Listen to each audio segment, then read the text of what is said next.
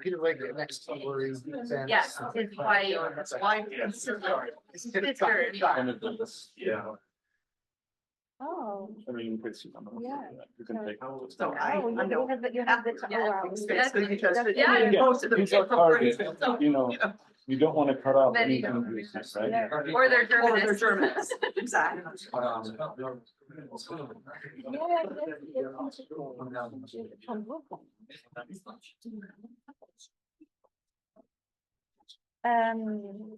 Welcome everyone. I'm Malgorzata Mazurek, teaching Polish and East Central European history here at Columbia History Department, and it's my tremendous pleasure to host today's meeting that has many enablers and who are did an incredible job to celebrate our special, very special guest, Professor Larry Wolff, and distinguished commentators and speakers who came from all over the United States for this occasion. I would like to thank Professor Christopher Case for coming up with an idea to celebrate today's author, Larry Wolff, and his seminal work, Inventing Eastern Europe. I'd like to thank to Chris Harwood, who really so fantastically prepared me. I'm just like, you know, have my notes in my hands and will be speaking and be the sort of public-facing avatar of Chris. And I'm very grateful to the Harriman Institute for being so generous with spending money on this very valuable occasion. So today we are going to have a panel discussion on Larry Wolff's work, Inventing Eastern Europe, its genesis, impact, and continued relevance. And it's a 30th anniversary of its publication, right? We feel very privileged to celebrate this occasion with Professor Wolff's conversationalists who are interlocutors, who are Professor Suzanne Marchand, historian of Europe in the 18th and 19th century, Professor Emily Greble, who many of you may know here from seminars at Columbia and vicinity, historian of the Balkans and Muslim Europe, and Professor Jan Kubik, political and cultural analyst of post-communist Eastern Europe. So let me introduce first our guests. And before that, I would like to present the theme and topic of why we are actually meeting here. So maybe like in your book, first the ideas and then ideas first.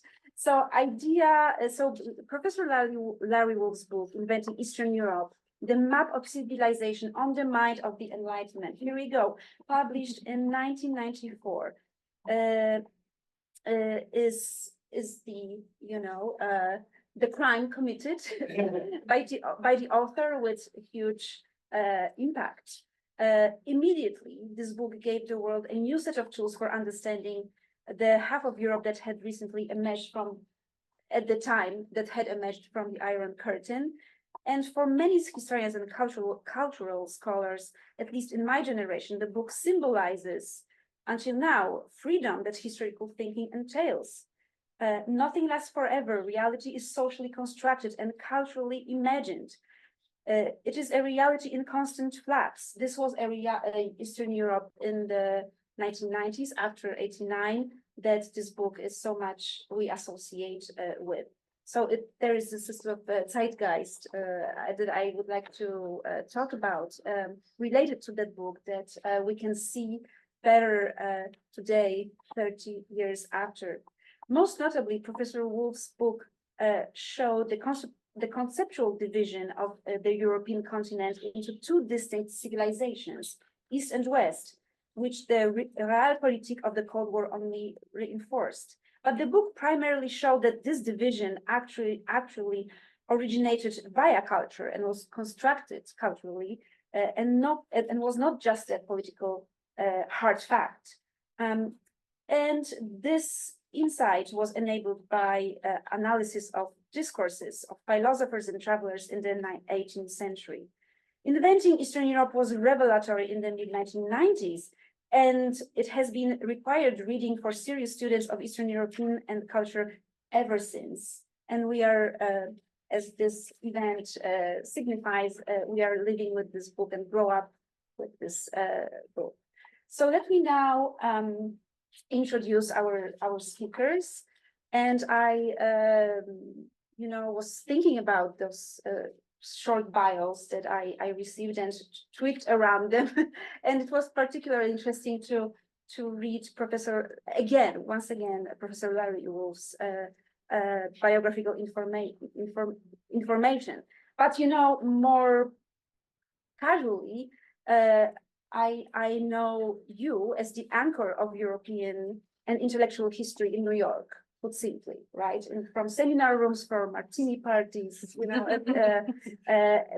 formally, Professor Wolff teaches in the history department at New York University and is also known as former executive director of the Harriman Institute and the co-director of NYU Florence at Villa La Pietra.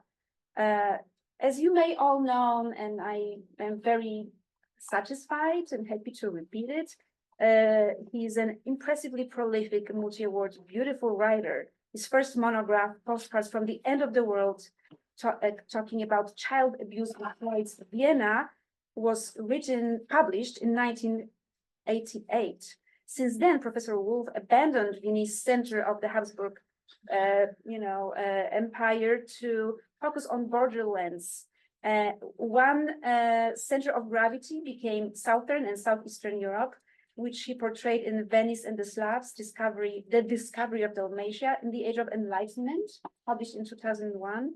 Paulina's Innocence, Child Abuse in Casanova's Venice, published in 2012. And more recently, The Singing Turk, a book about the Ottoman power and the emotions in European opera in the 17th and 18th century.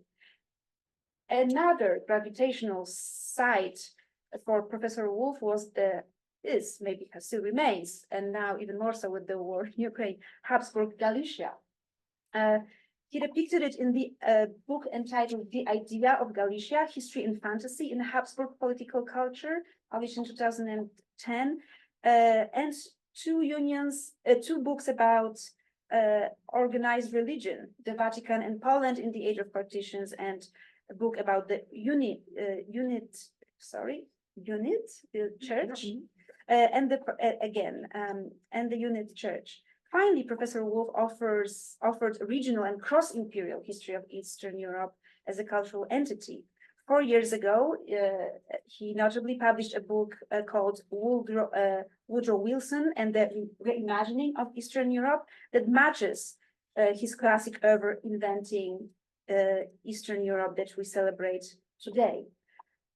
Professor Larry Wolff writes frequently about opera, not just in The Singing Turk, but also in yet another monograph published last year, 2023, called The Shadow of the Empress, Fairy Tale Opera at the End of the Habsburg Monarchy. I don't know when all this happens. I have no idea.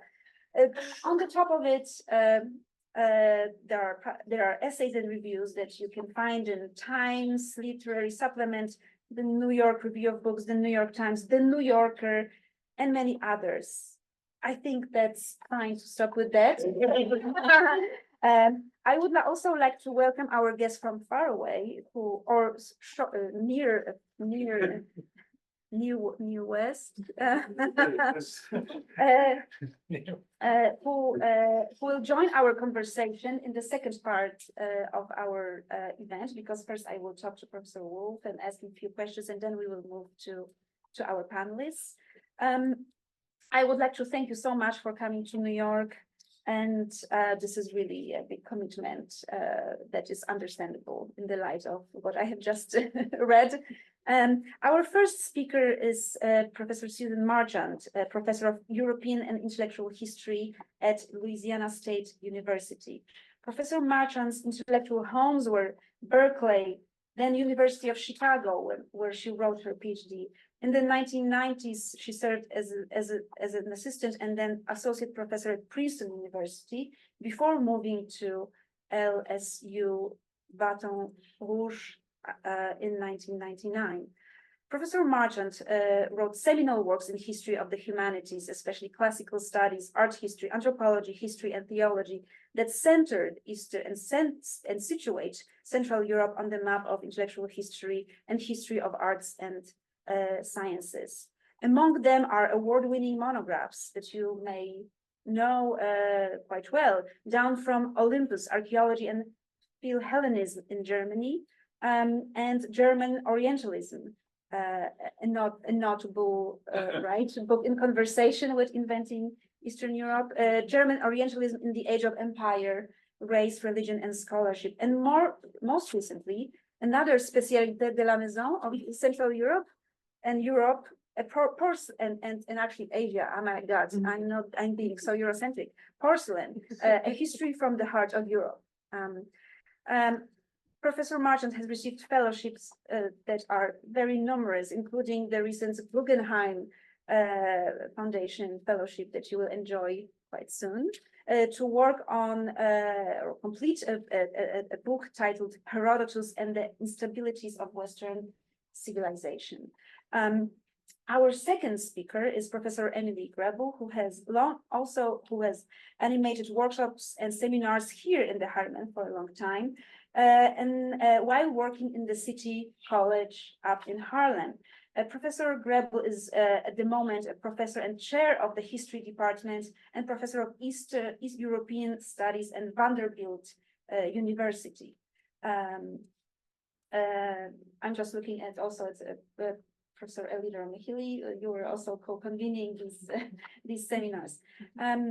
Professor Greble specializes in history of the Balkans and Eastern Europe that you can trace through her book monographs. First, Sarajevo, 1941-1945, Muslims, Christians, and Jews in Hitler's Europe, that argues or talks about the persistence of local institutions and networks under Nazi occupation. Her awarded second book, Muslims and the Making of Modern Europe, published in 2021, successfully reframes Europe's grand narratives by illuminating how Muslims have long helped shape modern states, societies, and laws in Europe.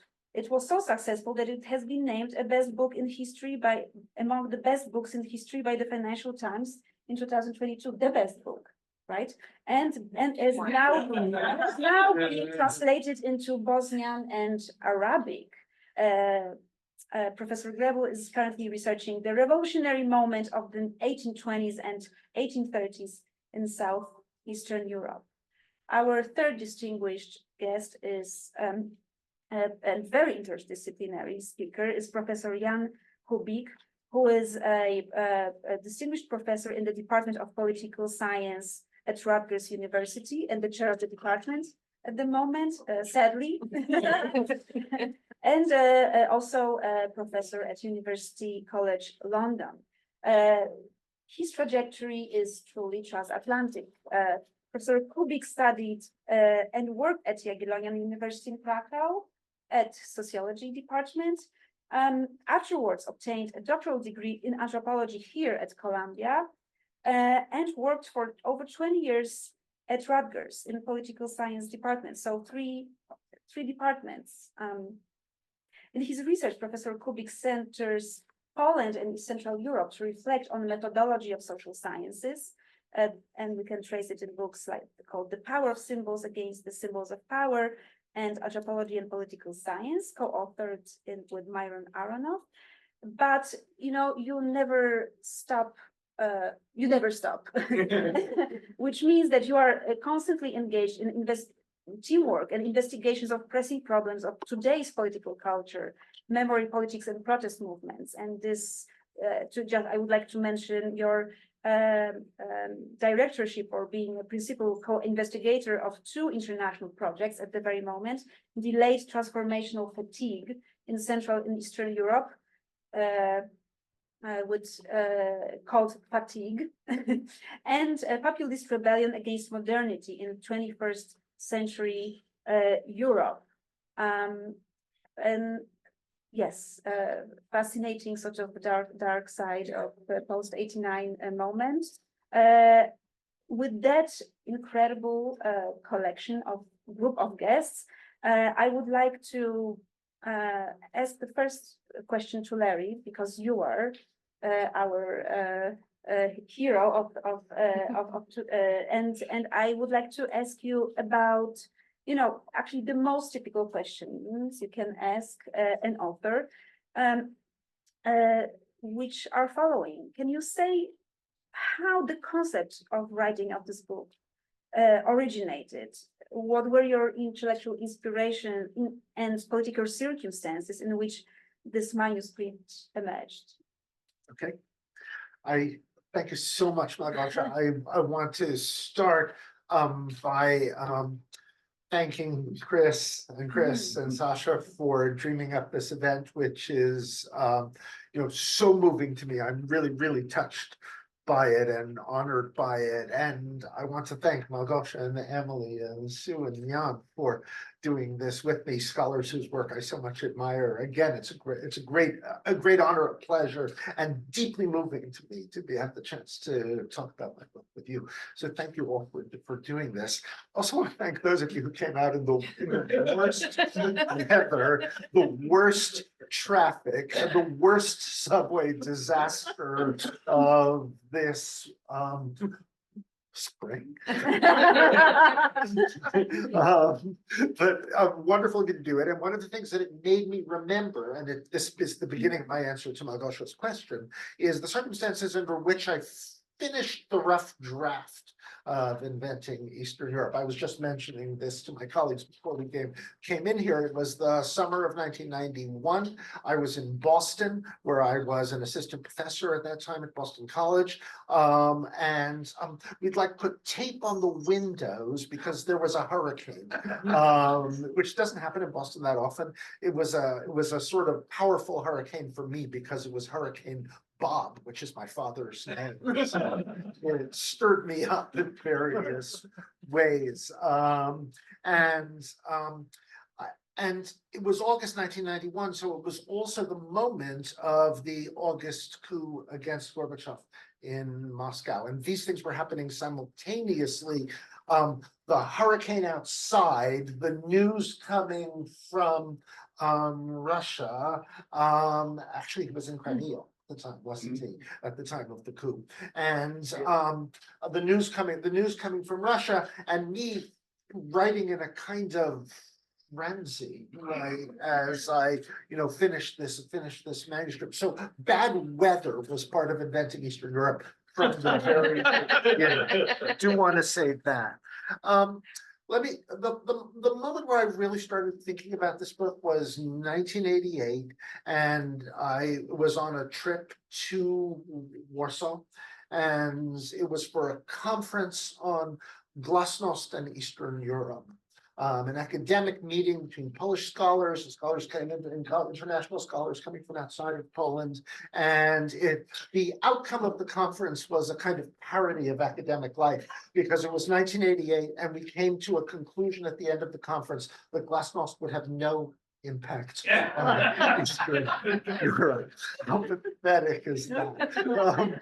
But for me, it was an interesting chance to think about what it was like to be traveling in Eastern Europe. What were the things I expected? How was it striking me? I hadn't been there in a while at that time. And it was a moment in which stuff was clearly happening. There were strikes, there were demonstrations that were taking place in the streets, there were little candlelight vigils in the streets in the evening, and there was clearly a moment of ferment, and it was obviously about to turn into the transformative year of 1989. Glasnost itself was something that was very stirring for me. Both the new openness in the Soviet Union, and at the same time, the idea that Gorbachev launched of a Europe that would include Russia, a Europe from the Atlantic to the Urals, which was kind of shocking at that moment. And I remember Gorbachev's slogan was, "We are Europeans." And when I think about that right now in 2024, it makes me want to cry, right? Because we are so far from that moment, these 35 years later. But those circumstances, 1988 to 1992, that was exactly when I was working on this book. The whole world changed, right? The framework for how the ideas that I had in the book was the complete transformation of the whole world that I'd grown up in, the Cold War world, the whole world that I'd been educated in. Emily knows what my Stanford Cold War education was like. She was there a little later and saw some of the same people who were doing it. It was great, but it was very premised on the idea of the Cold War as something that was a very fixed and determining part of our academic lives. And then suddenly the world was changing. Walls were falling down, like the Berlin Wall. Empires were collapsing. And I really wrote the book in what was a moment of, huge political upheaval. And if the intellectual ideas in it at the time seemed a little crazy to me as I was writing them out. Their logic was a little bit consistent with the moment at which Cold War barriers seemed to be collapsing, and the ideas of Western Europe and Eastern Europe that I had grown up with seemed to be up for grabs, and one could rethink them. I had written the next thing I would say about the conceptual moment, the conceptual circumstances, is I had written a doctoral dissertation on Poland and the Vatican in the 18th century. I was technically an early modernist working in the 18th century, and in that moment, and indeed still, there were very few people in the Eastern Europe field who were working on the early modern period. And the fact that I was doing that posed a very particular question for me that I, was puzzling over as I came to this book, which is, why was it that in the early modern period, Poland and Russia were always the Pays du Nord, right, northern lands, and in my world, they were always Eastern Europe in the 19th and 20th century? And how did we get from a north-south sense of Europe to an east-west sense of Europe? And I had a moment in which I said, the axis shifts, right? People are no longer determining the shape of Europe from Italy, right? They're thinking about it from France, England, the Netherlands. And I went around sort of, I think, again, I must have sounded a little crazy. I was boring people with this and saying the axis shifts, right? Galileo might have said the earth moves. And for some years, kept making my students do this exercise in which you would take a photocopy of a map of Europe, right? Remember photocopies? And I would say to them, hold it up to your face and put the toe of Italy to your nose.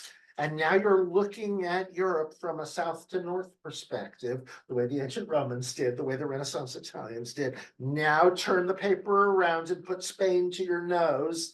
There's Eastern Europe, right? Continent looks completely different. So that was important to me too, coming to it as an early modernist and being very aware that something important had changed there.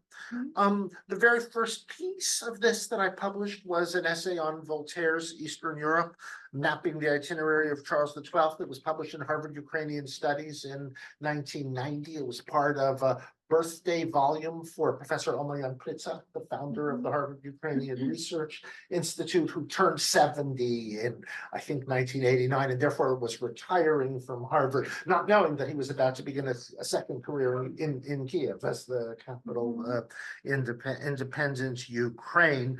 The Voltaire Tricentennial was 1994. I was, preparing work for that tricentennial, so Voltaire was very much on my mind. But what I would say about, conceiving of it is it's very much a puzzle to work inventing Eastern Europe. I don't know if you feel this when you're reading it, but there are a lot of little pieces that I was trying to arrange in puzzle fashion. Mozart going to Prague, writing the letter, I am Punky TTT. What the fuck is that all about?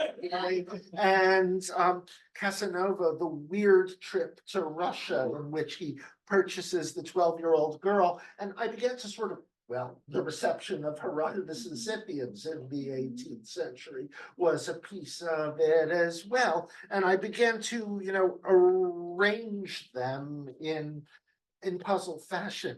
Gibbon's Slavs, who he writes about, as if they're only characters in the ancient world, but not modern figures at all. Does that make sense? How does it fit together with our modern sense that we are Slavists and write about the Slavic world?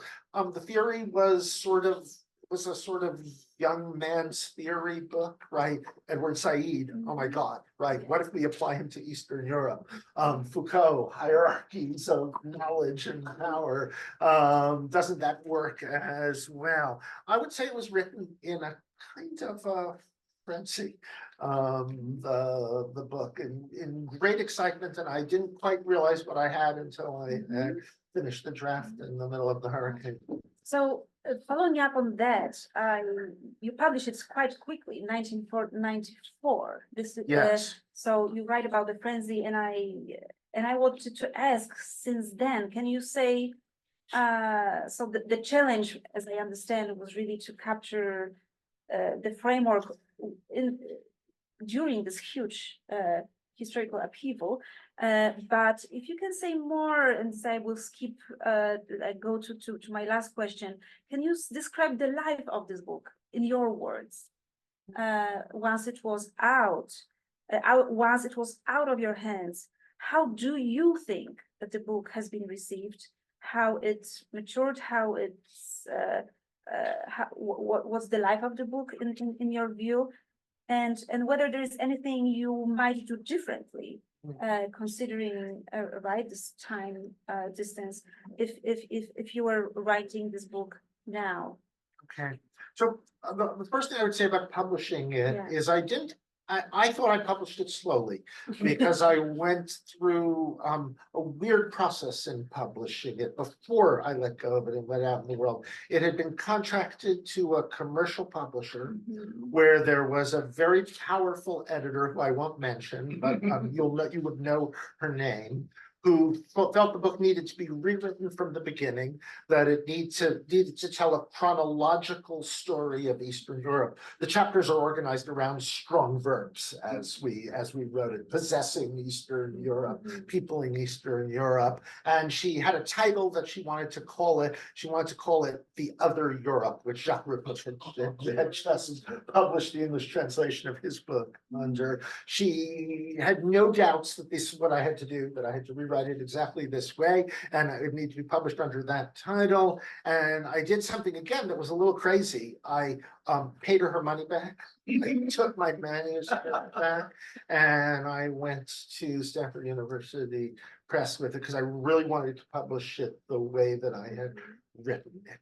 Again, it was crazy. I'm not sure I'd do it again today. I'm not sure I would have the guts to do something like that again today. So what happens to the book after it's published? For me, this book is a little bit of a kind of, Freudian self-analysis, in the sense that it sort of takes apart my own Cold War formation, right? All my training as a scholar of Eastern Europe, right, becomes unraveled in the course of the book as we question what Eastern Europe actually is. weird thing about it is that as I teach it going forward, almost immediately, I'm working with students who don't have that formation, right? 10 years out, your undergraduate students have no memory, no living memory of the Cold War. It's purely history for them. So a lot of the stuff that's most personal about it for me and most intense for me has become merely academic in about 10 years. I'm writing, and I say the moments I just described to you in which I wrote this book are become old history very quickly, and think how remote they seem now, 30 years later, those moments that I'm describing, 1988 to 1992. So that's one of the things I would say about it. Another challenge I might describe here is connected to whether the book would get its message across. The message was this, just that Eastern Europe is something that should be in quotation marks. And that was meant to be, as subversive as the book was supposed to be. It was supposed to question what we mean when we say Eastern Europe. We shouldn't be saying it glibly. We should be putting in quotation marks and recognizing that it's conceptually problematic. Right around, it was in the Slavic meeting, not Gibbon Slavic, but AAA double S Slavic before it was Assis. 1997, Seattle. Maria Todorova had just published her brilliant book, Imagining the Balkans. She and I were on a panel together that was called with 5 other people in the field, that was called something like "What is the future of Eastern Europe?" And we both, laid out our parallel, rather critical lines about how we have to understand this field. And I remember we looked at each other after the session and said, and felt like there were, 5 other people. It was one of those, big sessions who spoke as if as we said our piece, and it was like we weren't there. Nobody heard it. Nobody responded to it. We looked at each other and we said, is anybody ever going to listen? Is anyone ever going to hear it? And then someone very distinguished, again, I won't mention the name, came up to us afterwards and proved to us that he had been listening. He said, you really shouldn't talk like that because we're going to end up losing our funding. And of course, we did lose our funding, but that was because the Cold War ended, not because Maria and I wrote those books. So there was a period in the later 90s where I wrote the book. It was kind of a cry, and I really wasn't sure that people were going to listen. I have to say that I think people, the book has had much more impact than I would have dreamed that it would have, and I think that that's much more pretty widely accepted now that Eastern Europe's a problematic concept, and indeed other conceptual categories have been brought into play for thinking about the region, with the recognition that they are conceptual categories. Interpretation of the book, we'll say a word about that. There's been some odd stuff around the interpretation of the book. When it was published in Russian translation, it was much admired by Slavophiles who felt that Larry Wolff has shown us that the West has never understood us.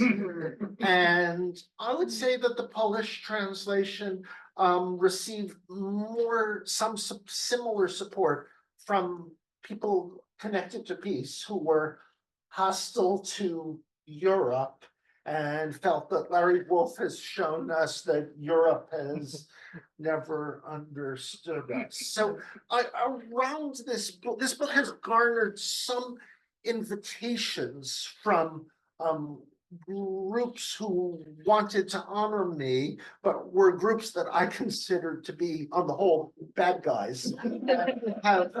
It's made me a little wary around how little one can control the reception of one's book. Does that get at some of the questions that you Absolutely. were asking? Would you write it differently? Of course, it's a, what would, of course you would, but what would you, is there anything that you would really change or do differently if you're writing it now? Of course I would. I mean, if I didn't write differently, then I wouldn't have grown intellectually at all in 30 years. And that would be so sad. I think that one of the things I would want to do, there's been a certain amount of interesting criticism of the book around the question of when does that term Eastern Europe first get used? That is to say, it's used pretty sparingly in the 18th century and much more widely in the 19th century. If I were rewriting it now, I would probably be try to do something that was at least a piece of it that was more like a German Begriffsgeschichte. And actually it's Germans who have raised that concern around the book, in which I, reference the different moments at which the term appears and the way that it's used. For me, this does not seem problematic. To me, it seems clear that the use of the term widely in the 19th century can only take place because it's been conceptually prepared in the 18th century. That inventing Eastern Europe is not like inventing the light bulb or inventing the telephone, and it requires, conceptual work in order to give the term meaning. But I would address that much more specifically and rigorously if I were doing it today. I would definitely use more visual materials. I only got to visual materials when I got to the end of the book, and I was looking for quote illustrations, and it's when I first came to terms with a little bit with the maps and how weirdly interesting they were as visual materials. And if I were doing it today, I might start with some visual materials rather than coming to them as I did at the very end and thinking about them as illustrations.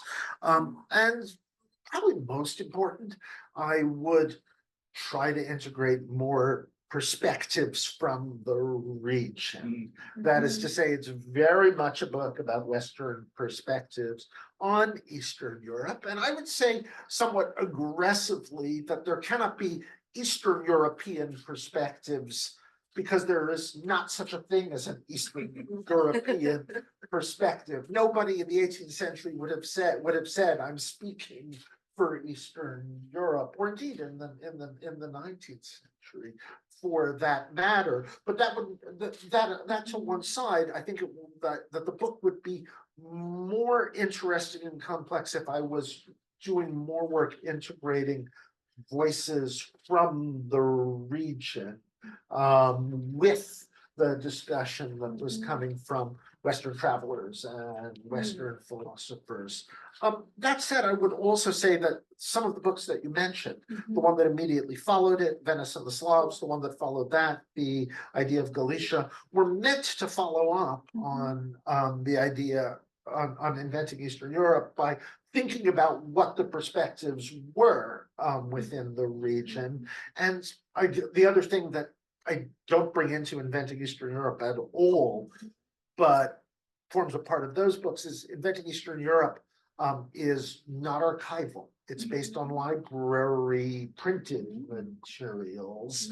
One of the things that I really wanted to do was to test it against the ideas against archival material, which is what Venice of the Slavs and the idea of Galicia attempt to do.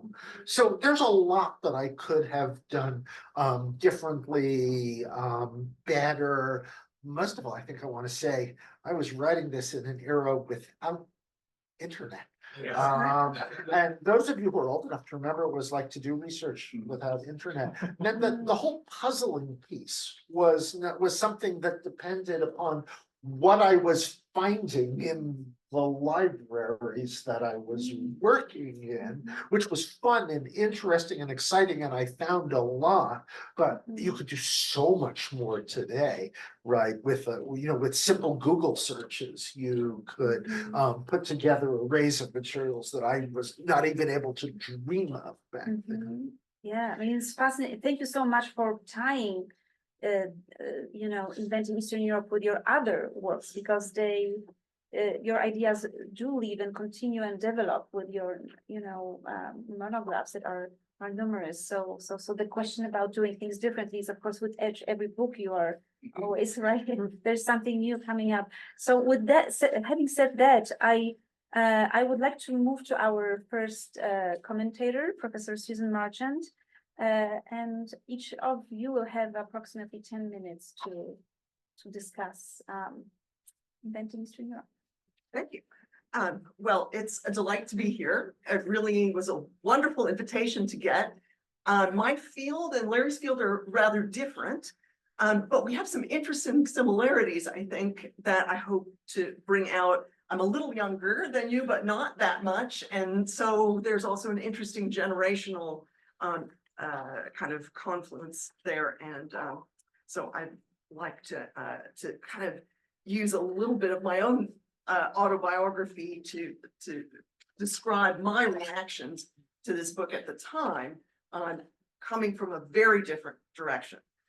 As you mentioned, when the book came out, 1994, I was a kind of gormless assistant professor at Princeton in European intellectual history and finishing my first book titled Down from Olympus, Archaeology and Philhellenism in Germany, 1750 to 1970. That may sound nothing like inventing Eastern Europe, but let me tell you, there are some really interesting similarities. Like Larry, I was at the time deeply under the spell of Edward Said. I had come out of a very Foucaultian program in Chicago, the History of Human Sciences workshop, deeply interested in these questions of inventing. I was looking for the origins and then the decline of German Philhellenism. So there was a kind of invention project going on there. And from a very different direction, I got into some, sort of similar questions. But I think our training was so different in other ways that it explains a little bit more about my reaction to the book. And as Larry was trained as an early modern historian, as he just said, at Stanford in really Eastern European history. I was trained as a modern intellectual historian who basically knew nothing about the 18th century, nothing about Eastern Europe. I was trained as an undergraduate at Berkeley in a very Marxist Frankfurt School oriented canon of thinkers, which excluded everyone from Eastern Europe, basically, except maybe Lukács, but very much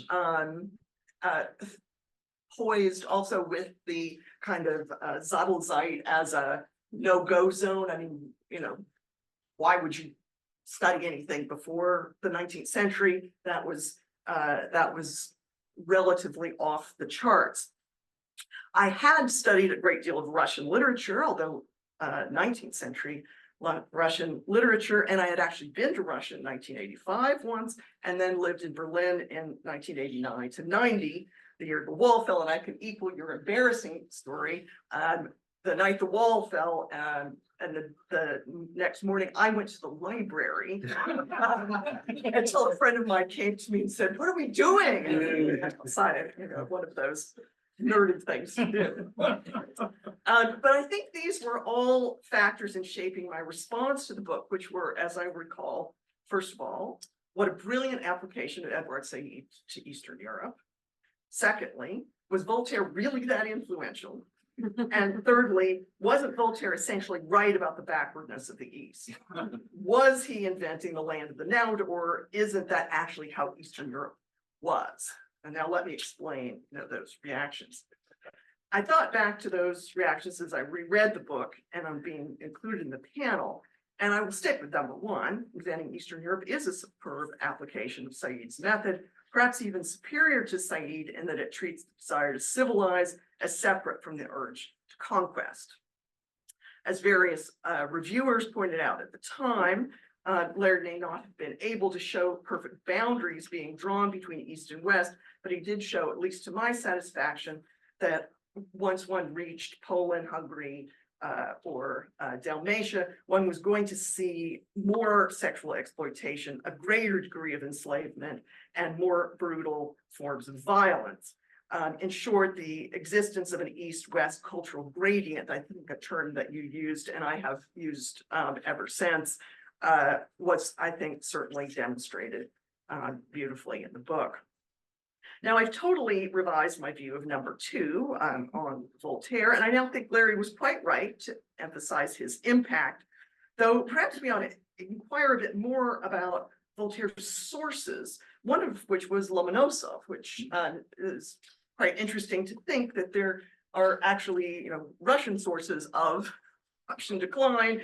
And indeed, one of my questions is, to what extent was, Peter the Great the one who invented Eastern Europe? And then Voltaire sort of used the metaphor and the backwardness for his own purposes, which included bashing Louis XV and Frederick the Great for not taking his advice.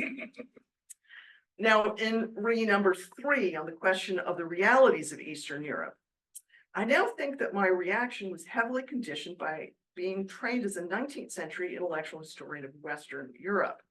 From this stem numerous points of ignorance, the first of which is that the Marxist and liberal work I knew best had already imbibed that Voltairean view, as you just said a few minutes ago about the preparation for the 19th century view. And even Slavophile Russians tended to contrast Western European urbanites to Eastern European peasants, rather than comparing, for example, the inhabitants of the Limousin or of Thuringia to those of Poland or Ukraine.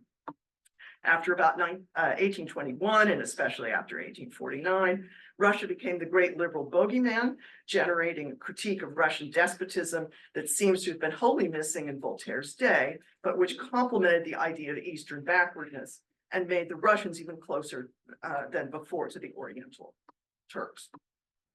Having unknowingly accepted an idea of Western civilization modeled on liberal Paris or London, rather than on the courts of Rudolph I or Augustus the Strong, I did not appreciate how little distance there might have been between Catherine the Great and Louis XV.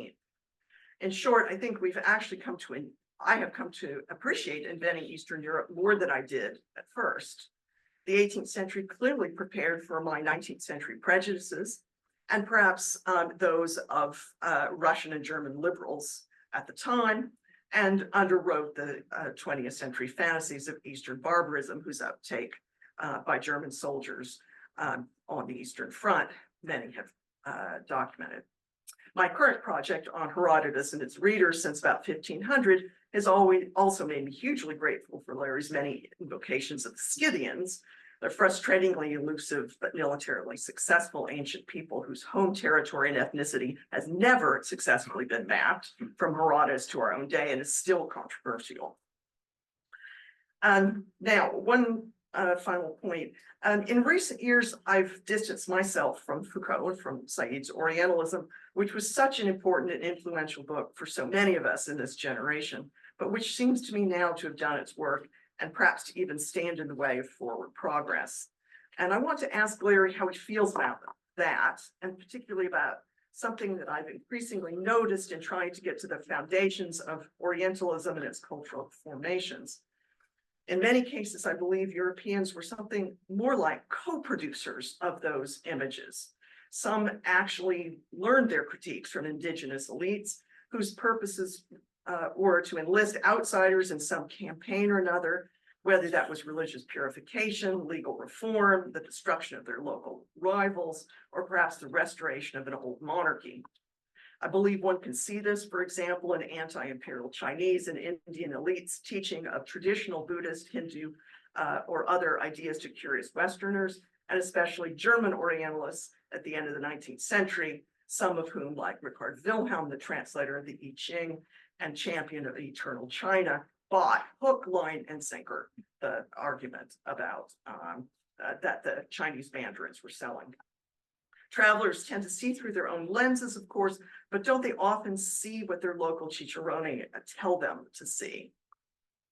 In this spirit, I wonder if we might not seek out at least some of the inventors of Eastern Europe closer to home, perhaps in Russians or Poles whose laments were meant to do some work for themselves in their local jurisdictions. And there again, one wonders if Peter the Great was one of those who himself invented Eastern Europe. Thank you so much. And our second panelist is Emily Greble. Thank you so much, and thank you to Chris and Sasha for putting this together, and to Larry for writing a book that I have been teaching for the past 15 years, almost every single year, and periodically pick up when I need some sort of inspiration or a reboot for my own research. It's hard for me to sort of pinpoint exactly when I first read it, since I've read it now probably about 15 or 20 times in different capacities, but I believe the first time was actually in 2001, because in 1994 I was in high school, and we did not read it in high school. In a Norman Neymark seminar on the historiography of Eastern Europe, and I was trying to remember the people in this room who in that class, and the ones I can recall are Gosha Fidelis, Anat Plucker, Catherine Ciancia, James Ward, Jelena Batanich, Nikolai Kunitsky, and Holly Case. And we sat around a table and we talked about this book, and we devoured it, and we analyzed it, and we read it, and then we all did an orals exam on it. That Norman asked us, what is Eastern Europe? Start with Larry Wolff's book and use, at least 15 other sources to explain. Right. And so what I wanted to say was, I think that for my generation of East Europeanists, this book became something of a manifesto.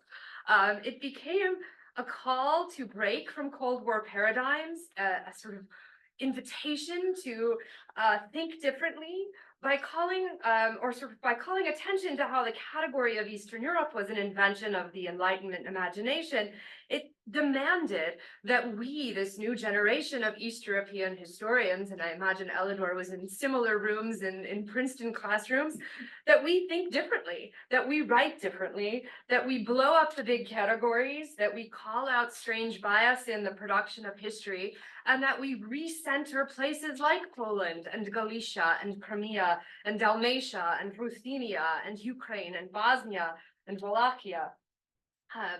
So in trying to think through sort of how and why this was so successful, this book was so successful in shifting this generation of historiographical thinking, I decided to take your title of this as Larry Wolff and Friends as my own invitation to ask some of our friends around the globe to reflect on what this book did for their own historiography.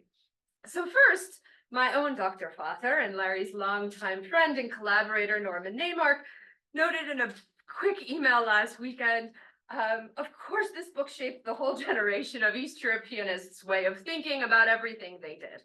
And there was sort of this big idea, and I said, well, what we did, how so? So I went to Google Scholar, which tells us that there are 4,080 unique citations to this book, which anyone who's served on a tenure and promotion committee at a university knows matters. And I started to go through some of these and look through some of these emails that I was getting back, which are just beautiful reflections on sort of all the ways this book mattered. And I found that there's sort of 4 critical turning points in the East European historiography that I'd love to briefly draw attention to. And if I start to go over time, just like elbow me, okay? Although I noticed that Sue was 2.5 minutes short, so maybe I can steal her 2.5 minutes. So first of all, this book asked us to create a new history of Europe. It made this new history possible in the 1990s, one where the East isn't marginalized but central, and where Europe's grand narratives were understood to be flawed and in need of revision. It inspired historians to integrate East and West and to sort of erase these false dichotomies that we now understood to have been an invention of these places and of these fields. Dominique Riles describes this book as an invitation to her generation of historians of Western Europe to think bigger and not be dominated by the philosophe project. And we see that in her own work on Dalmatia and Trieste and Fiume, which began from this West European perspective, and then, of course, through working with Istvan and through inspiration of Larry's work, completely sort of transformed how she was thinking. Piotr Kosicki describes how the book made possible an entirely new way of situating Europe's East into global and transnational modalities of historiography. Just as West Europeanists could learn to write about the East, East Europeanists had an invitation to write about the West. We also see the imprint of inventing Eastern Europe in the ways that people started thinking about the driving organizing principles of 19th century Europe. So pioneering concepts like Tara Zara's national indifference and Holly Case's Age of Questions couldn't really be imagined without the first foundational phase of reimagining the construction of this space. And while he's not here with us any longer, one can hardly imagine Tony Judd's post-war Europe without being in conversation with this book. The second point I wanted to make was that this book demanded a rethinking or the process of rethinking this integrated European history mandated a fundamental rejection of the tropes of backwardness that had long undergirded this field and ideas of Eastern Europe. In thinking about her book on Civilization's Edge, Catherine Ciancia noted that Larry's work helped her to parse how people imagine regions as backwards, how backwardness is detected in material culture, whether people had actually experienced it or not. And Peter Judson describes how Larry's brilliant reframing of constructions of difference stimulated and guided his own commitment to normalizing the histories of these regions and to deconstruct the ways Eastern and Balkan Europe had been pathologized as overly ethnic and then relegated to this separate field from normal European history. For the Balkans, this rejection of these ideas of backwardness and a rethinking and a recentering has opened up new ways of thinking about the Ottoman Empire within European history.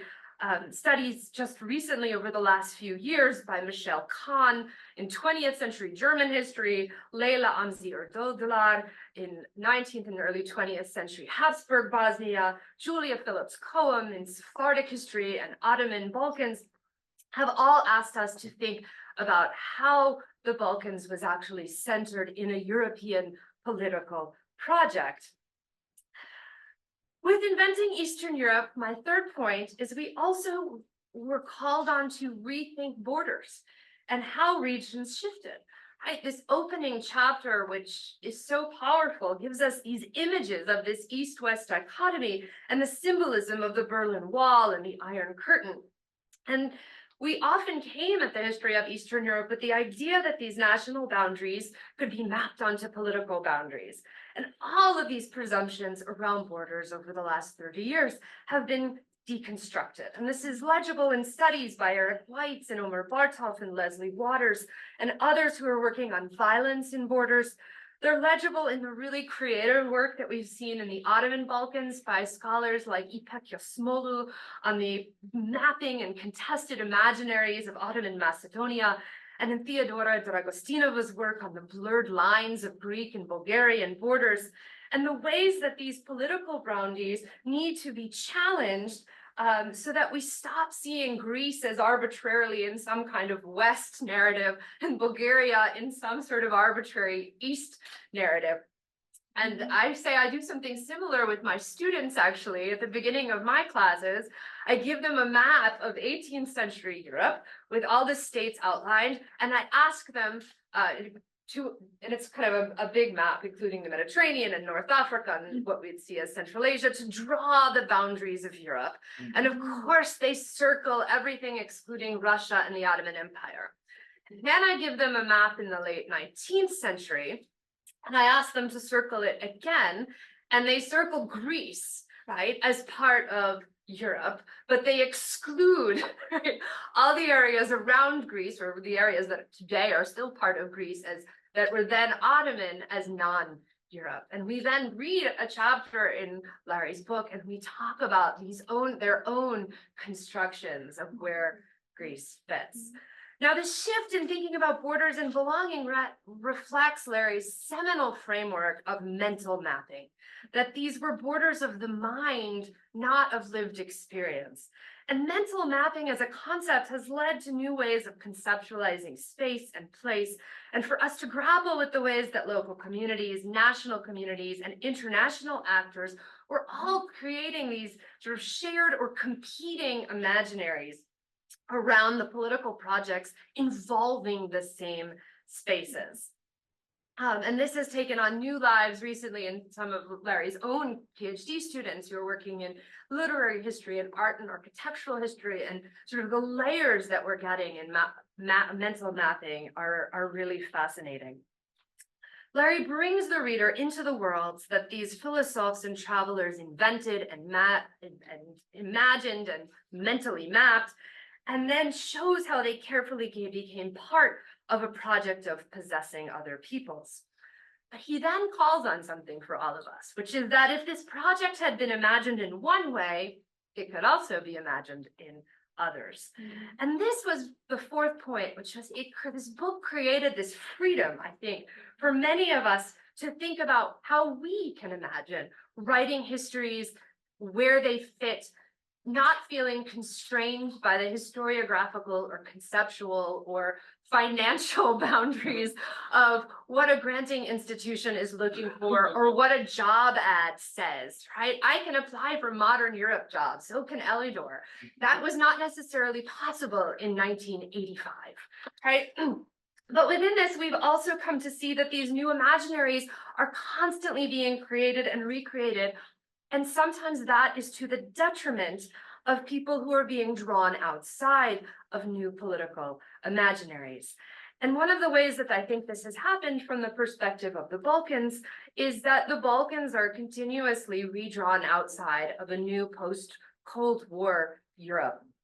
And I just wanted to point out one aspect of this, which is that in the acts of the brutal assault on Russia that Russia had on Ukraine, and during that war, there were many sort of newspaper articles and speakers on TV and radio that talked loudly about this was the first time Europeans had been slaughtered this way since World War II. And there was this real emphasis on how Europeans were victims here. And in doing so, these same voices repeatedly erased Bosnian Muslims from the European experience and created a new political imaginary of post-Cold War Europe where Muslims did not belong.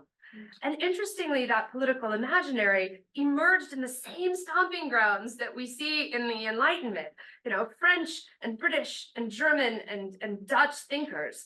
But this was not the political imaginary we know from the last 30 years of historiography of the Habsburgs or the Russian Empire or many European peoples and places in Eastern Europe. And so I think as we kind of come to Larry's book, and he leaves us with this idea that if Europe was a project of the construction of knowledge, if it was in the 18th century that philosophers and anthropologists and intellectuals and historians are creating these imaginaries in the first place, then maybe it's also a call for those of us in those positions today to do the work of taking this new system apart 30 years later and reimagining it again for a more inclusive European picture. So that would be my call for us in the next 30 years of inventing Eastern Europe. Emily, thank you so much. And we are now moving to Jan Kubik, and having with the back of our minds that there will be time for discussion with the audience, and we are moving there. Thank you. Okay, I'll try to keep the time. Well, as sometimes happens in my life, I can only repeat Monty Python's and now for something completely different. But then I realized also a moment ago that I first talked on this floor in 1981. I came here because I wanted to study anthropology, and one way or another, I came here. It was Institute of East Central Europe. And I remember the feeling that I had for the next maybe 2, 3 years when I was already a graduate student. What do they know here about Eastern Europe? In this country, in this institution, right? So I was completely coming from the other side.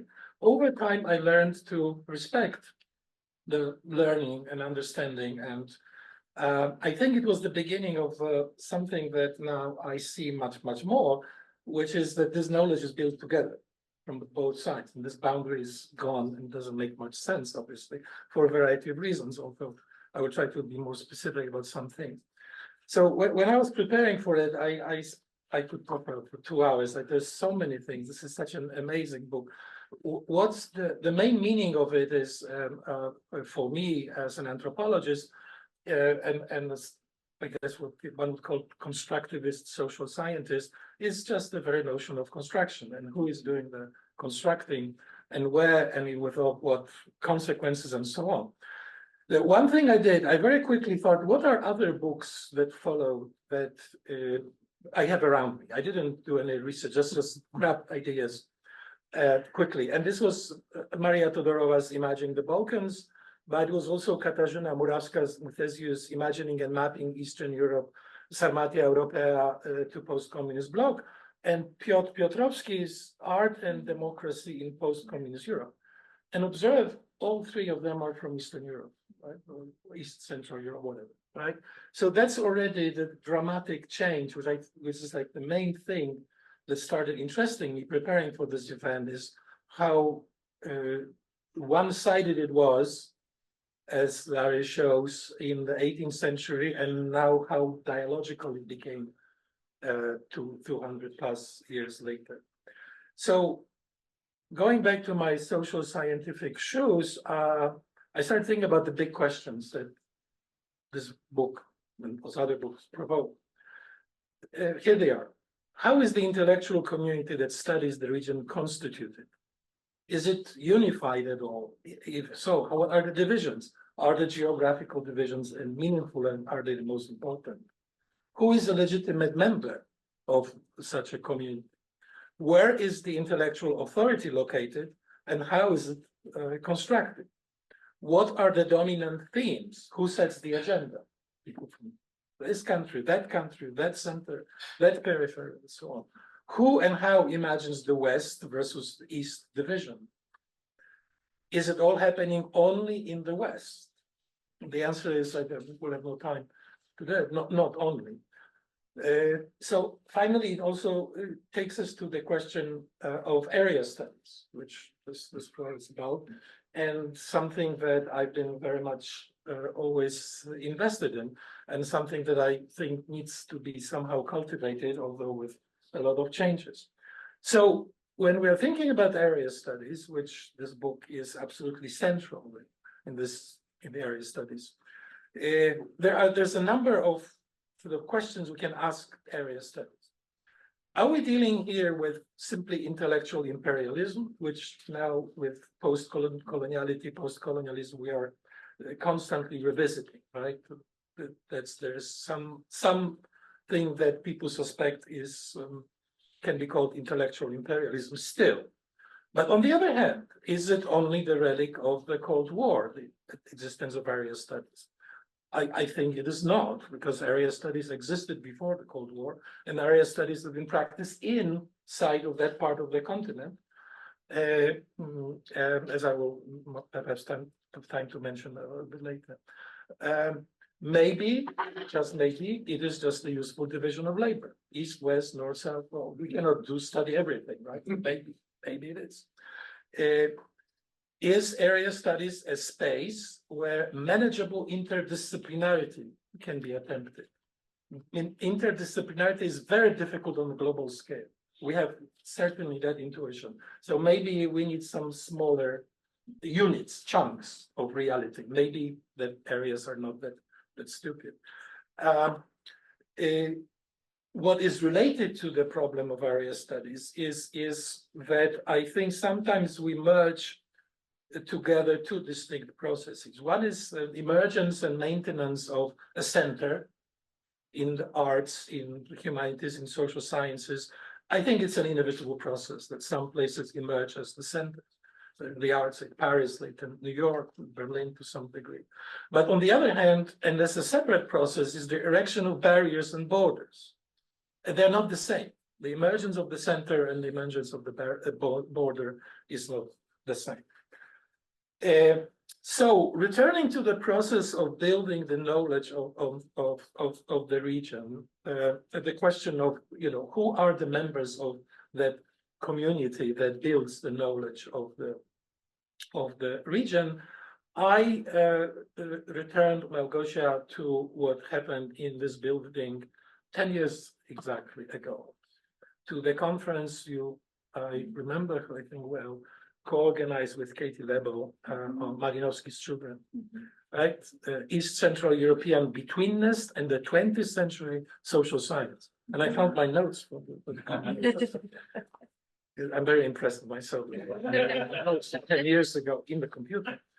And this made me think about the fact that as an anthropologist, I was particularly influenced by Malinowski and the whole phenomenon called Bronisław Malinowski, which meant to me that I never felt when I studied in Krakow in the 70s that I was in any sense inferior, that I was somehow subjugated to some kind of imbalance of intellectual labor, maybe because I was lucky, maybe because it was the Jagiellonian University, and together with Warsaw University, those were two places, perhaps the only two places in a huge chunk of territory that managed to retain a certain quality of intellectual life.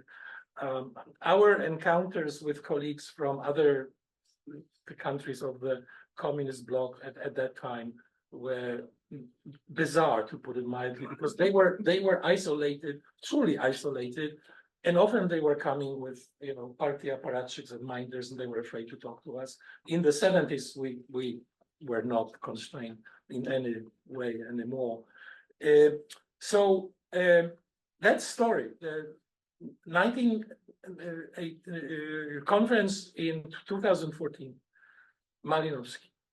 When I was here in 1984 was the 100th anniversary of Malinowski's birth, and I co-organized in my department and partially in the Institute of Central Europe an event as a graduate student to celebrate Malinowski's 100th anniversary.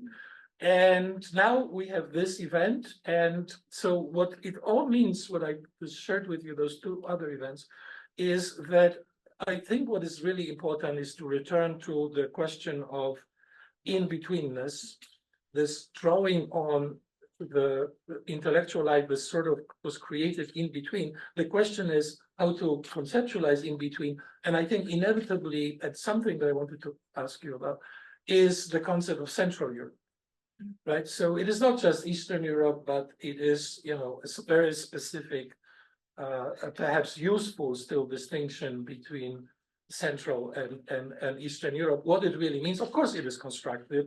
Of course, it has some, it's artificial to some degree, but it is also related to that something that it was already mentioned here, that there are some differences. There is that gradient on the continent, and it is responsible for some phenomena. I will not have time to talk about it. I have to skip a few remarks and just jump to 4 key issues that I finally managed to produce around 11 o'clock today, because I was so excited about it and I was thinking about it so much.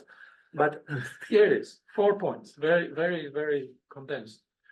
Number one, there is still, I think, in the field, so it may be a bit that you push people a little bit too far, maybe.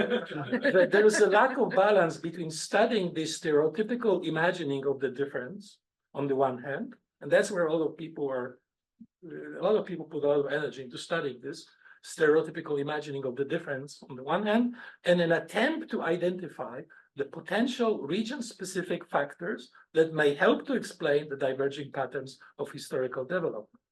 Right? Those things are not exactly the same. And I always, for a long time, have worried that one is perhaps more privileged than the other. the imagining, Stolpik or imagining as the object of the study more than study of the potentially important region-specific factors. Second, insufficient attention to domestic critics of their own societies and culture. And for me, it is, I have no doubt at this moment in my life that the most important influence on me is Witold Gombrowicz, and studying him and thinking about his work, which is, if you know anything about it, absolutely devastating critique of a lot of patterns in Polish culture, which are there, and maybe we're trying to talk about it. Three, as Larry shows, geography was used to help philosophy. I love this idea in the book, that right, they created the imagined geography to help exemplify certain philosophical ideas that they have, with very bad results, as Larry shows. So identification of specific subcultures, and let's call it modern versus traditional. This is, I work on the rise of right-wing populism. It has tremendous role in the thinking about this phenomenon. The modernity versus traditionalism, I understand the binaries are dangerous, but here it is. So the identification of specific subcultures, modern versus traditional, needs to be decoupled from geography, as was already mentioned. It is not that the West is modern and the East is traditional, but it is important to study how the debate, the conflict between modernity and tradition is shaped in specific countries, and I will begin with countries, which perhaps cluster into a larger kind of patterns, right? That, in other words, maybe, just maybe, I doubt it, there is an Eastern way of debating the relationship between modernity and tradition, and there's a Western way. But there is certainly a Polish way, which is something I'm looking at this different from the Czech way. This is what I'm looking at the moment. And finally, number four, we need to overcome the pernicious legacy of the Enlightenment's imagining of Eastern Europe, a particular legacy, and this is the neglect of what I call domestic modernities. Right? That is, that they didn't know, for example, in Paris, that there was a very powerful domestic enlightenment in Warsaw, which took 60, 70 years, and unfortunately was not successful. But what that moment taught me, thinking about this enlightenment, which, last time I studied it in high school, and now it was amazing because now you can read those texts from the Enlightenment period online, and I did. I have no time to mention that. What is still going on, what is still the essential cleavage, is the cleavage, again, between modernity and tradition, which in some sense is the cleavage that you write a lot about. You write about one side of the cleavage, which is Sarmatism versus the Enlightenment. And the debate on the Sarmatic side of things versus more modern, enlightened side of things is raging throughout the region. And it is at the center of politics, the way I see that. So in a way, you showed, obviously, that they had no clue. No clue, zero, that this phenomenon existed, right? I have an electronic version of your book also, so I run the index. There are no names of, Konarski or the other people of you mentioned, you write about Wyszynski, but that's about it, right? Of the domestic enlightenment. Thank you. Thank you so much to all commentators. And I suggest that we give space to Larry Wolff to respond to these questions and comments, and then we will open the floor, the Q&A. I would respond very briefly because I would hope that we would get to hear from comments from the audience. I would take you up on the question of Said.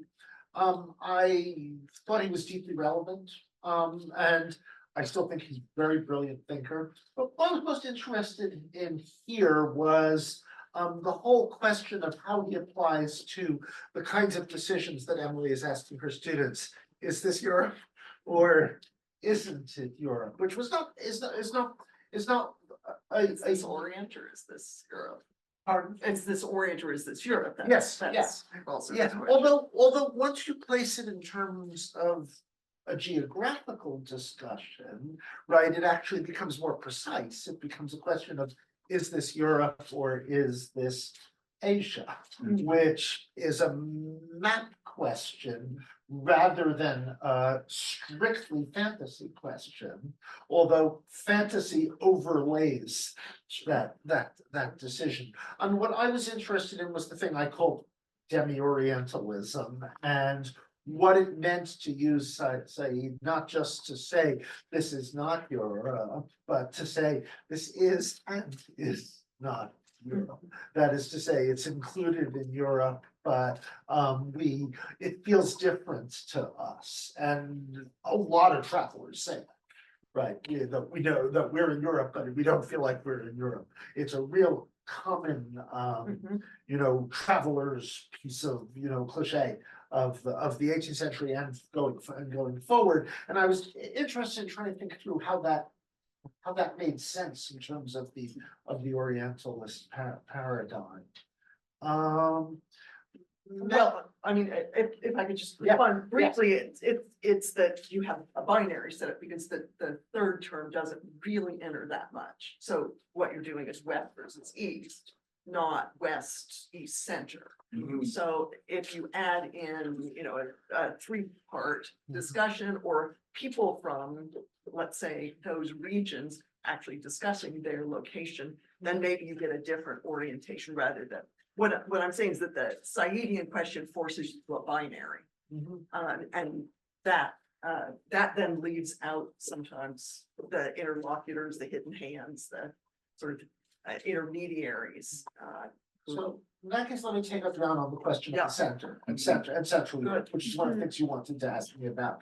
I'm kind of pretty invested in the idea that the Central European idea is likewise a construction. And that it's built up around first by Naumann during the First World War as defining a German economic sphere of influence, and then brilliantly redeployed by Kundera in the 1980s to say that at least Czechoslovakia, Hungary, and Poland have nothing to do with Russia. As for the rest of the region, maybe they do. Maybe But they also have they- nothing to do with the West. Pardon? He says, they also have nothing to do with the West. Czechoslovakia, Yeah, Hungary, and but Poland. his point is that this is a separate Well, region. I thought it invented, but. it's a separate region, But but that's it's also, argument. he says it's a Europe kidnapping, right? I mean, his point is that it's a piece of Europe that has been alienated from Europe, and that's what he calls Central Europe. The reality of Central Europe, I think if it's real at all, then it has to be the legacy of the Habsburg monarchy. I'm not sure I can see a real meaning for Central Europe that isn't that. The way that Maria Todorova says that the reality of the Balkans is the legacy of the Ottoman Empire in Europe. By that reasoning, of course, Krakow is and Warsaw is not Central Europe. I don't know how that sits with you from the With me? Jagiellonian University. With me?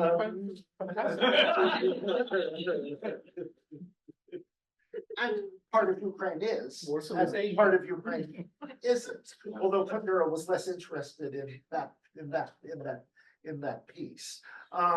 So I'm gonna say also that I totally agree with you that there has to be a distinctly Polish understanding of relationship between tradition and modernity.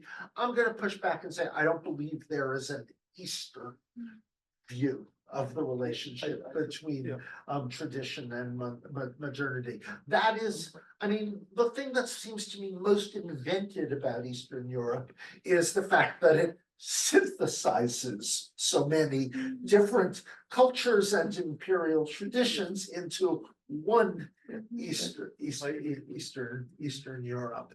And that might bring me to mental mapping, which is a phrase I used so lightly in that book. I mean, almost colloquially. I mean, the way we have the world in our heads. I was a little surprised by how much the academic community took me up on that. And I think, that it makes more sense to me now in the way I see in the way I hear other people talk about my book, right, as you did, or hear and see other people writing about my book. And when I was first invited to keynote a German conference on that's mental mapping. I thought, wow, did I do that? But the idea that mental mapping, which is of course a study in fantasy play, could be essentialized in that academically in that way, seemed to be interestingly paradoxical. Would that be okay as a response? Yes. Could we? I don't know whether I know you raised many points that I haven't gotten to address. Oh, let me just say one more thing about mental mapping. The maps, big discovery for me. They're often hand colored, right? As you might ask your students to do in the 18th century. I didn't know that until I started looking at those 18th century maps for this project. That is to say, the lines on the map are printed, but the countries or regions are hand colored.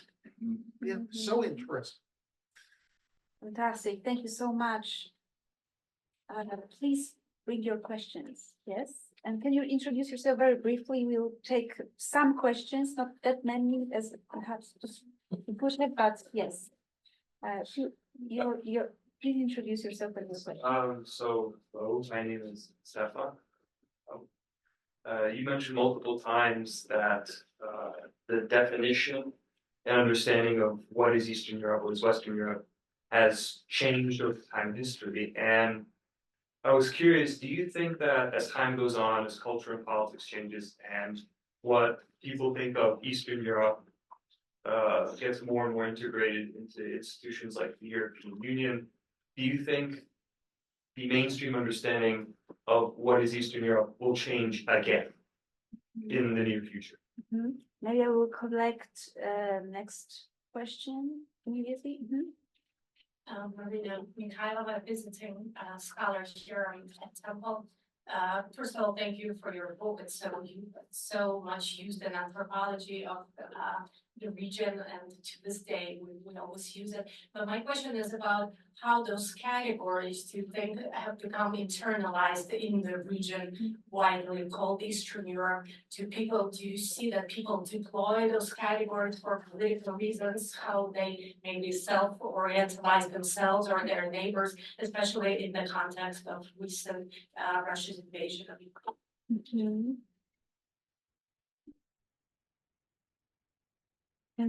Okay, I will let Larry answer these two questions.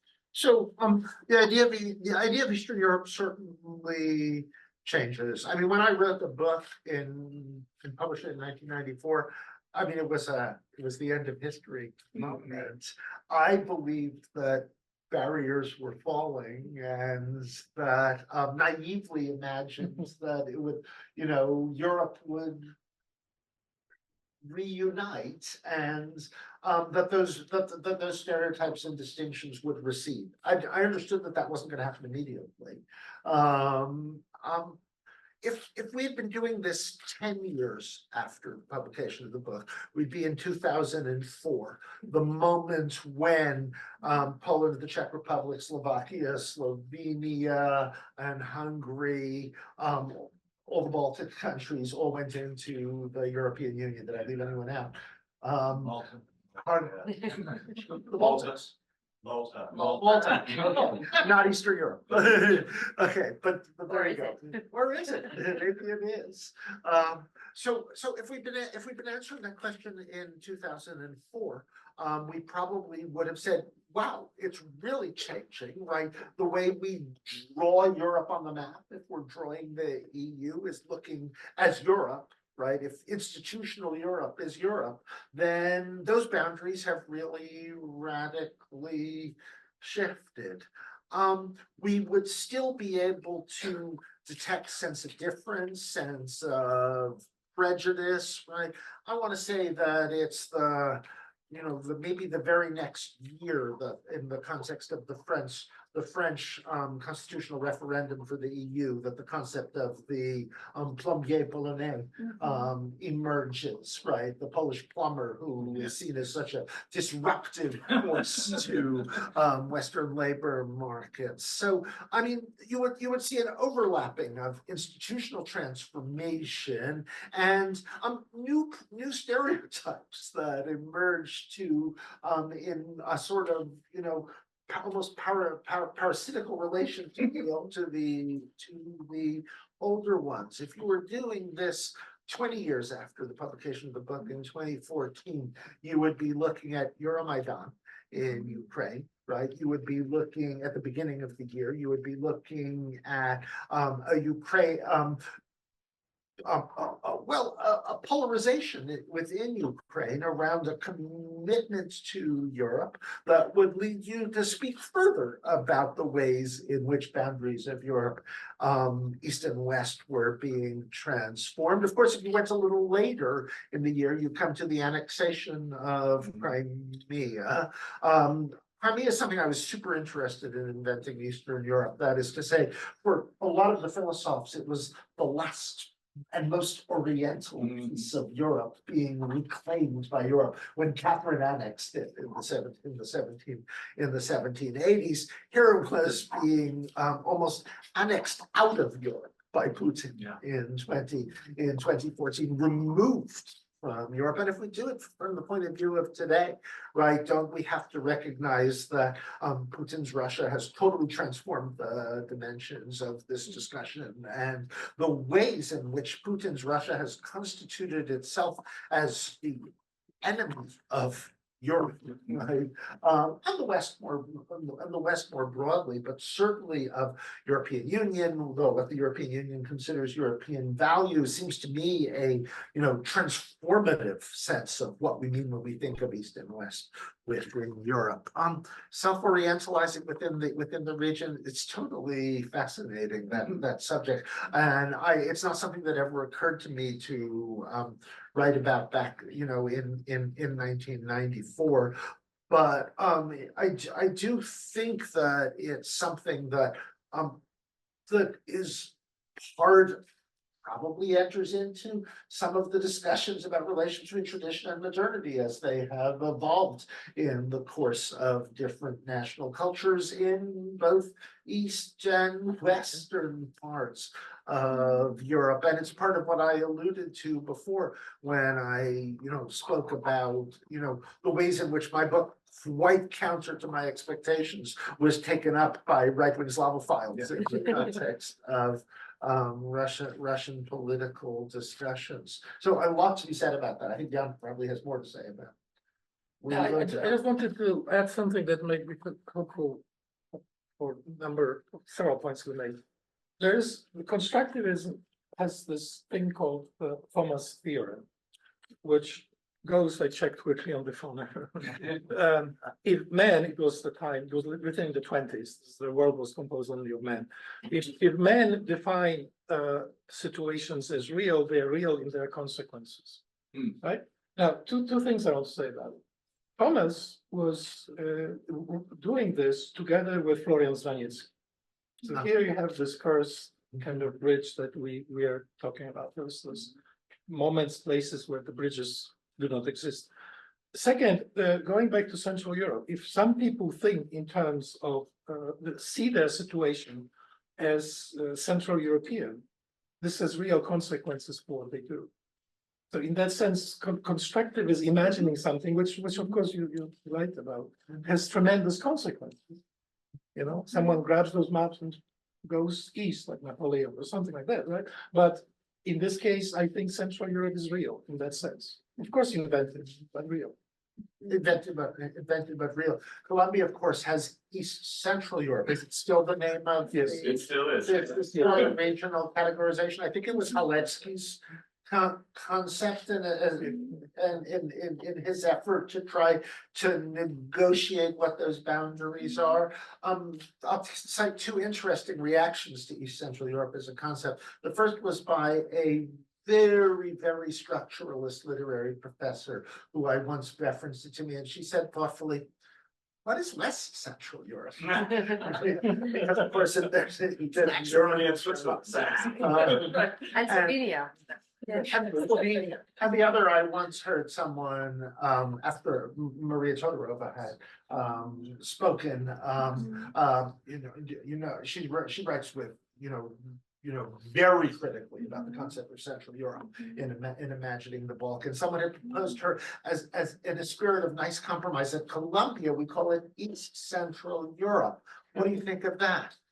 And Maria looked down at the questioner and said, if it makes you feel better. Okay, are there any more questions here from the public? Yes, two more. Hi, my name is Jennifer Hellenick and I'm a master's student here, so I'm a little intimidated. I feel like I'm the least august person in this whole group. But I'm interested in, when you talk about Eastern Europe as a category to lots of different people with different perspectives on the region, I'm interested in the resistance to Eastern Europe as a discursive category because of its diversity, right? The idea that what do the Baltics really have in common with Albania, or does Czechia have that much in common with Serbia? But it's interesting, in my experiences, when I go outside of this bubble a little bit and I talk to other people, the people who understand me the most are people who are from or study India, actually, because of that diversity, the density of the diversity of the languages and religions, and the sense that this is sort of a collected whole in some way, even though there's so much going on and one category of people can't really be compared to another category. And I know because I spend so much time studying East Central Europe, Eastern Europe, however we're gonna call it tonight, that I don't actually have that much time to focus on the rest of the world, but I'm wondering if in your studies, you've thought of corollaries with areas outside of Europe that Eastern Europe has commonalities with. Okay, great, thank you, and. Yeah, just a quick one, a little immediately, a student of Southeastern Europe in the Cold War. Just the last comment that you made there, so you are attached to a center that has European femininity, which Yes. I always loved. But it's one of those categories that has absolutely no purchase. You tell them that you're somehow part of Mediterranean history, just means absolutely nothing over there. And so I'm sort of intrigued in your kind of lead up to doing events in Eastern Europe. Did that tradition of the longue durée and the creation of the Mediterranean world, was that ever part of kind of something that you were interested in or thinking about, or were these just completely separate things? The Mediterranean, yes. A later project, of course, of the creation of the Mediterranean sort of coherent category at a certain time period, which then drops in the modern. There's one more. One more question. Yeah, it's more of a common, I guess, but yeah, I'm just now to school, I took comparative literature, but Egypt, and I was, I'm always interested in name changes, for example, our own department at NYU is called Russian Studies, and we've been talking about changing the name forever to be more inclusive, and it seems like it's a moment. And I noticed that to rebrand, right? But I was recently at Georgetown to give a talk, and they took me to a restaurant afterwards, and it was called an Eastern European restaurant. And they said, well, until 2 years ago, it was the Russian restaurant, but now it's, so in some ways, the restaurants are quicker at rebranding than the departments. So I just a comment about this moment of history when Eastern Europe suddenly becomes useful for hiding, when people, discover that they're European, not Russians, or Ukrainian, not Russian. And the very last question. My name is Laura. I'm a first year undergraduate student, so don't worry. Actually, my question was really like tangential to that because I was wondering, you guys have been talking a lot about the culture and the imagination of all of this. How has the invasion of Ukraine in 2022 affected all of your hypotheses, all of your thinking about the region? Thank you so much for. Here's final question. We have an hour. So other people on the panel may have other thoughts about, have a lot to add to this set of questions. I'm just gonna run through them pretty rapidly. Other parts of the world. I mean, Wallerstein cited Latin America in relation to Eastern Europe because of its relation to the world's economy. I don't love it, right? As a way of thinking. I once went to Plovdiv, and my host took me up on the hill to see the view over the beautiful old town where you look across to the new town. And I said, it's so beautiful. He said, oh, I had a really, last week I brought Jürgen Habermas here, and he looked out over the same view and he said, it looks just like Buenos Aires. And so that I feel, right, is living at a level of abstraction in which all different places look alike. Or so I mean, I understand that one is sometimes reminded of other places as one travels, but it's not something I'm very invested in correlating different parts of the world. The different pieces of Eastern Europe feel different enough to me, as you rightly remarked. Mediterranean studies was not my brilliant idea. It was Katie Fleming who wanted it to be a center for European and Mediterranean studies. But Mediterranean is useful to me because it's a reminder that Europe itself is a construction, that it's preceded by a Mediterranean world that exists on 3 continents. And though when we think about north, south, east, and west, one of the things we're thinking about is a Mediterranean world, which is a European south that opens up onto 2 other continents across the sea, and that the boundaries of Europe are not hard boundaries, that they're soft boundaries in all directions, and that Europe's points of contact with other continents are, open and interesting in a variety of directions. I'm really also super fascinated by renaming. The piece of renaming that was most exciting to me was that when Dalmatia rediscovered that it was Dalmatia in the aftermath of the Yugoslav wars, and I was first buying Dalmatian fig spread in my supermarket in Boston with a little map that showed Dalmatia on it, but did not show Croatia. They still have There that. was a little map that was clearly Bosnia, but it was unlabeled. There was no reference to any Slavic history in the labeling, or Dalmatia was shown as a Mediterranean country. So relabeling and rebranding is very, very fascinating subject. Kundera began the famous essay on the idea of Central Europe with Hungary in 1956, and the idea that that the Hungarians in 1956 thought that they were fighting for Hungary and for Europe. And he says, where else could you have said that but in Budapest in 1956? That's how I felt on February 24th, 2022, about Ukraine, that we were looking at a moment at which the whole question of what Europe was in play and at stake, and it was in Kiev in 2022 as it was in Budapest in 1956. And I think that a lot of the war that is being fought now is a war that's being fought for Europe in a lot of different ways, in intellectual, cultural, and spiritual, as well as geopolitical and military. Other people must have stuff that they want to say about this. I'd love to just pick up on this last question, because I think it brings some of this together that we've been talking about this, the realness of these categories for people within the region. And then there are stakes involved, right? There are financial stakes, there are you know, visa stakes, there are, you know, ease of migration and passport stakes.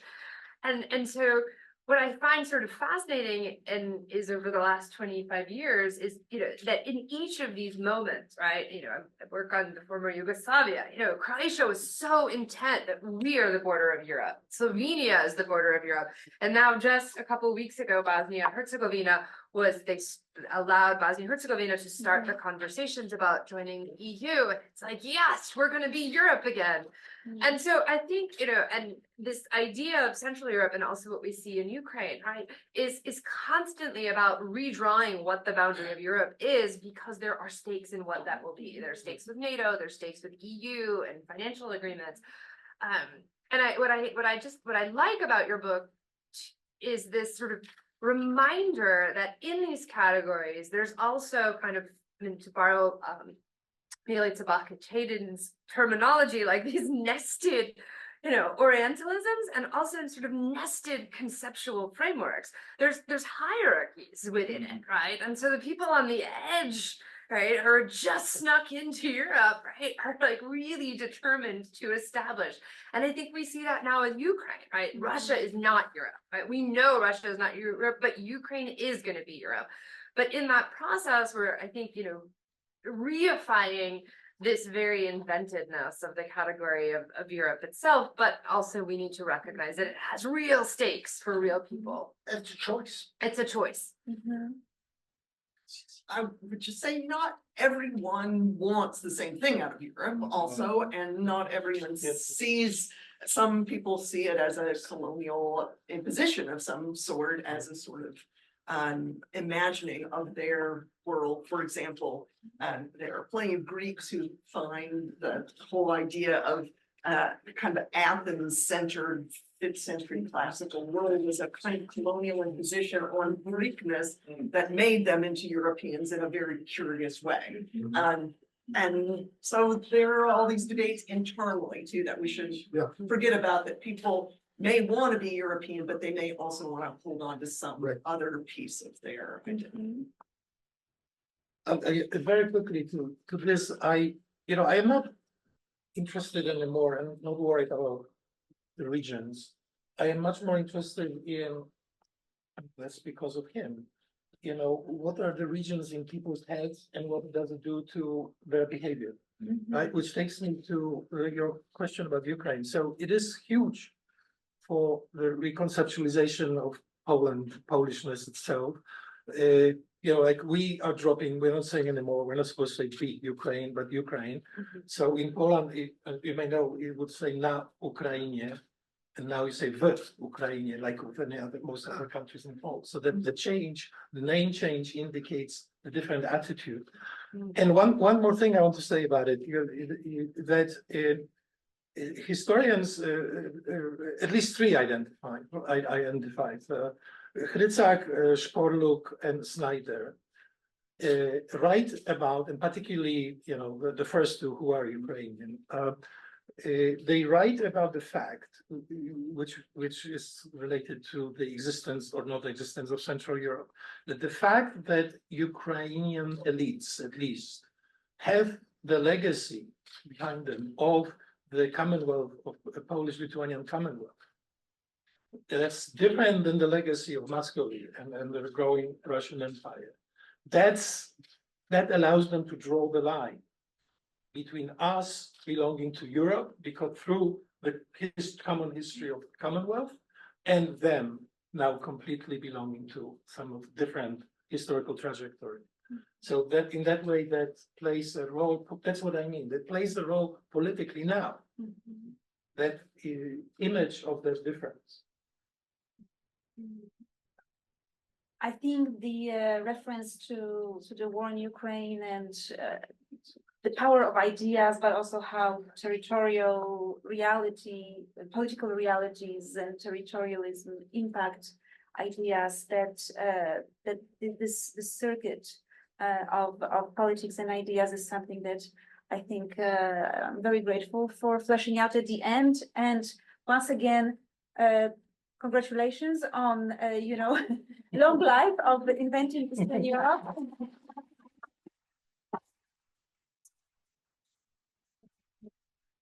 Thank you to the speakers and thank you to audience for staying long and being so engaged. Thank you so much. Thank you all very much.